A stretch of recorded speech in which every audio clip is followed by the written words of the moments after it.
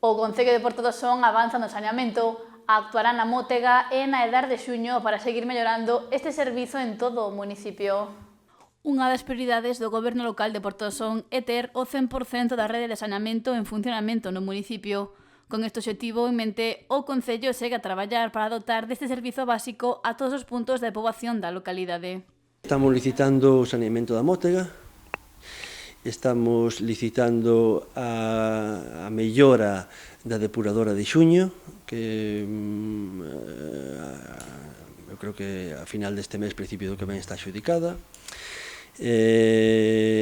Estamos ora cos proxectos todos, porque xa a Diputación xa nos dou o pos do ano 2025, xa estamos cos proxectos todos, e tamén temos aí 3 obras máis que tamén pedimos polo préstamo do IGUS. E unha vez se entreguen os proxectos, comezarase coa súa licitación. A Edar de Xuño, e temos aquí unha pequeniña obra, porque aquí na zona da Atalaya, todas as viviendas que están de cara ao mar, pois esas aínda non tiñan a conexión ao saneamento.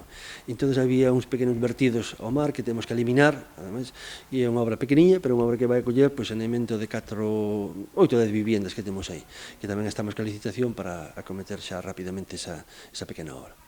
Ademais de pechar os últimos detalles do orzamento para este exercicio.